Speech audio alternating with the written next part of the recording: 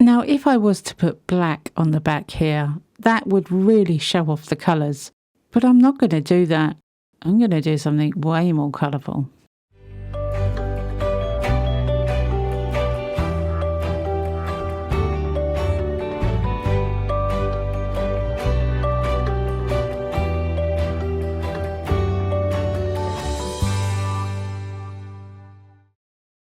Hey, welcome back to my channel. It's Wendy here from Toonpish Crafts, and I hope you're doing okay.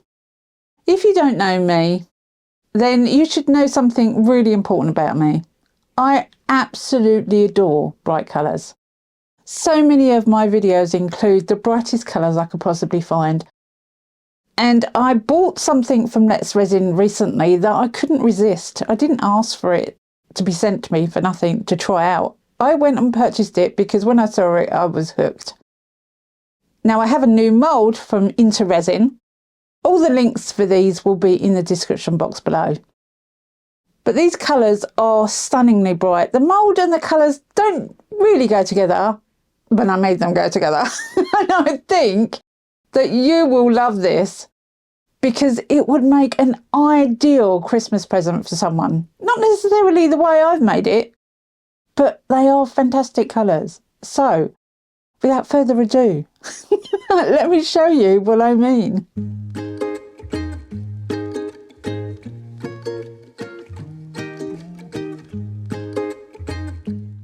So these are the Resin moulds I'll be using. They are the book cover moulds that are crystal type. They've got 6 little prongs on each mould. This is the back and the front for you to add in your ring binders. They are absolutely gorgeous, handmade from Resin, and the link for these will be in the description box below. Stunningly shiny moulds. I wanted to do something totally different with these moulds. I was thinking maybe I could fill in each individual crystal with a different colour, but I went in a different direction.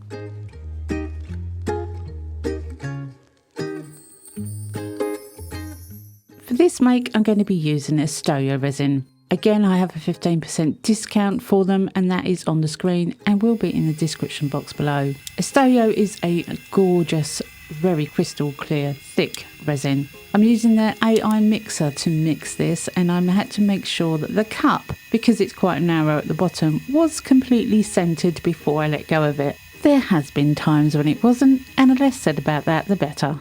Once I've used the mixer, you still have to scrape the sides and the bottom of the cup to get rid of any stuck unmixed resin from those areas. That is the same for any mixer.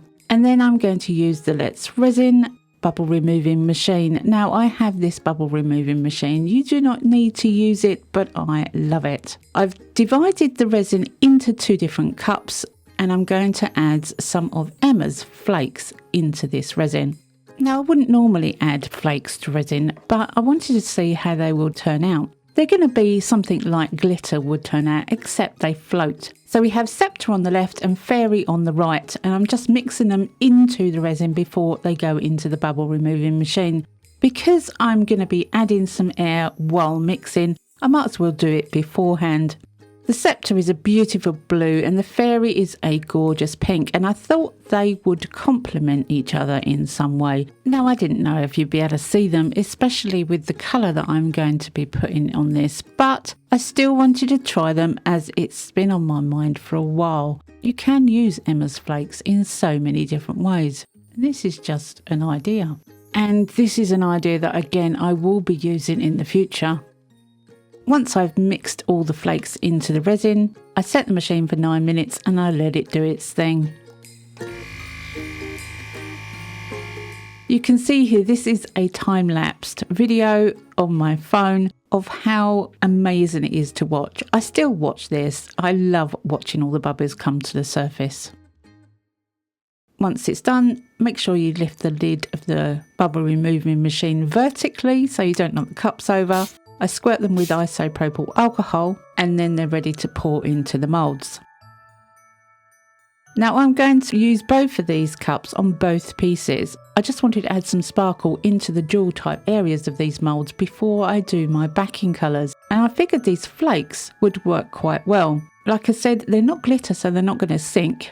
and most glitters do sink. Not all, but most, unless you really wait for the resin to heat up. And then you have trouble with bubbles, because if the resin's too sticky, the bubbles can't release. That's my experience anyway. I dare say there's people out there that have got that spot on, but I haven't. Making sure I cover the complete area of the mould, and I didn't quite realise how much resin these book fronts would take, because I thought, oh well, it's just a few ounces because they're flat, but they're quite divoted and I wanted all of the areas covered in resin. So I just about had enough. I am now affiliated with Into Resin, and I do have a rather nice 20% off discount, and all my discounts are available on toonpish.com. If you're looking for a discount, go and check out toonpish.com. All my discount codes are on there with affiliate links, and there's lots of other things to see on there too. And I also sell vouchers. So if you're stuck for a present for a crafting friend, then a Toonpish voucher might well be the gift that you're looking for.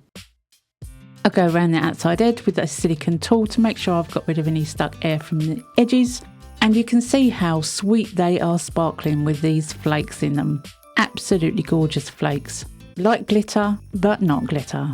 Now, if I was to put black on the back here, that would really show off the colours. But I'm not going to do that. I'm going to do something way more colourful.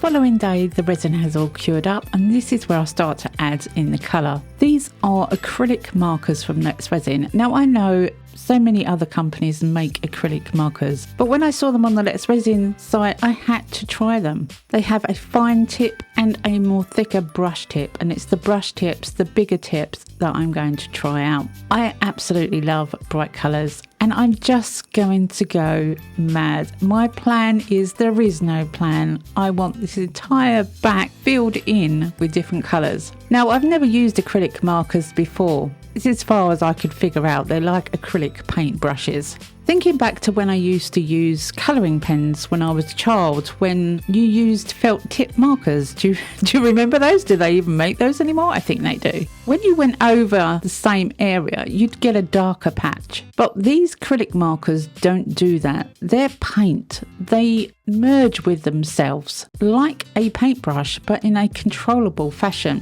And I figured, once they're dry on the back of resin, you could then put a backing colour behind them. This is my way of thinking. On this occasion, like I said, I just went absolutely bizarre. So abstract. There was no rhyme or reason to the way I was doing this. I just wanted colours. That was it. I've done quite a bit of painting in my past. I've never been what I would call a fine artist, not in any stretch of the imagination. I can put colours together, I can put pencil to paper, and I am a bit of a copy artist. I can copy cartoon characters and all that kind of thing, but a fine artist I'm not.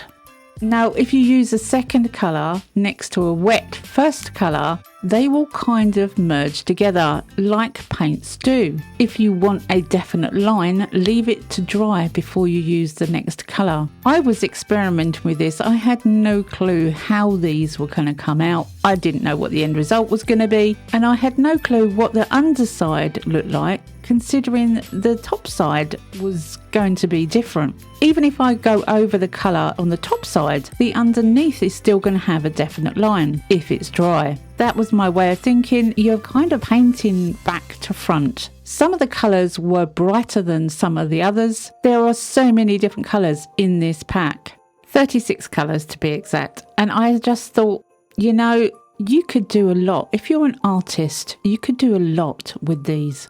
My imagination of what I could do with these acrylic brushes, pens, markers, is going quite crazy. They wipe off really easily if you mess up. They're just paints, acrylic paints that you can wipe off of a resin surface. Now, obviously, there are prime colours in this pack, and there are shades of prime colours, and I adore the fact that there are beautiful shades. Now, Let's Resin aren't the only company to make acrylic markers, acrylic paint brushes, whatever you want to call them. I think they're called markers. I'm sure you could get these anywhere on Amazon, but as they were on the Let's Resin site, I wanted to try these. And I was extremely impressed. Now, I'm not going to put you through the whole amount of this painting. I've waffled too much already, but I wanted you to see how abstract. I intend to cover the whole of the reverse of this resin in these colours, and I just keep going until I filled in the entire area. When I was younger, I did a bit of reverse painting on glass, and I absolutely loved it. With reverse painting, you put a picture underneath a piece of glass and you reverse paint so that when you finally finish, you can take the picture off of the front and your picture will mimic that of the picture that you've just painted, albeit backwards. That technique means you paint backwards. You put everything in the foreground down on the glass first, and then you work backwards, so the last bit of painting that you'll do is the background. And it's quite an art to get it right, to see things differently, to work backwards.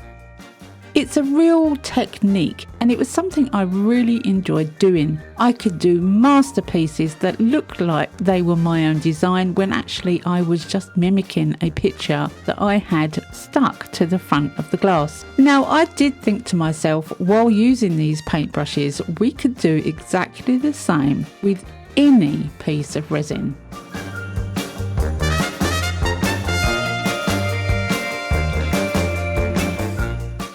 And after a while, I filled in the back. Now, it did look a little messy to me, but as I said, the front is going to look different. I'm going to use some polyurethane white resin from Let's Resin. This stuff is quick. It turns white. I'm not putting any colour in it whatsoever. I'm just keeping it as white. It takes 30 seconds to stir. That's it. You only have 30 seconds to stir. But I've left the stirring in, albeit twice the speed, so that you can see how quickly it goes from being a rather horrible cloudy colour to clear. Once I'm happy that it's mixed, then I'm going to pour a thin layer over the back of this colourful resin piece.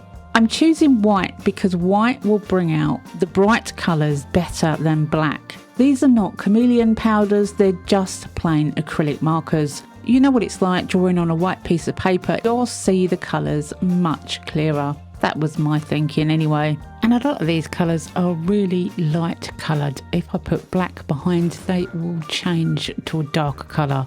And I want these colours to be bright and vibrant. A few minutes later, you can see it's curing, and then it's completely cured within 40 minutes.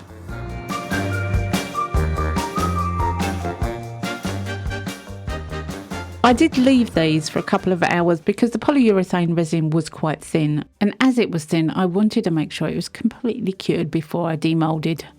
They come out of the moulds absolutely easily, just slid out of those moulds. I love the fact that the crystals are bouncing around on the front of these pieces with these amazing bright 60s type colour on the back. That's all I can think of is the 60s psychedelic wave.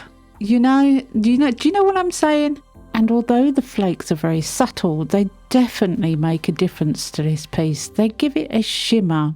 Moving on to the second one. The swirl on this one is what I was going for, and I absolutely love these. Now, I did have a bit of overpour on the bottom, but that is so thin it just snaps off. They are bright, they are colourful, they are just what I was looking for. Absolutely love them. And I thought I'd show you how I would clean up the sides as well. I'm using nail snippers. I do find they are the easiest way to go around the outside edge of something that is rippled. These moulds have a rippled edge. They're not completely flat. They have like a bobbly edge on them, very small bobbles, but it is not straight. If it had been straight, I would have used a deburring tool. But as it's kind of bobbly, I don't know how to describe that. It's not straight anyway. Then I thought the clippers would be better. And I did go around with a little sandpaper just to get rid of any sharp edges. I put the book together with some paper and the ring binders, and I think it is absolutely beautiful. Would make a great gift for someone. Well, I hope you've enjoyed this video, and I really hope you've got something out of it. Give it a think. These acrylic markers could be used in so many ways, in so many different projects, and I'm really excited to use them more. If you're still here and you haven't subscribed already, consider subscribing because it doesn't cost anything and it definitely will help my channel out immensely. Anyway, I hope you've enjoyed this video. Come back and see me next week because you never know what I'm going to be up to. I never know what I'm going to be up to. Have a great week. Happy crafting and bye for now.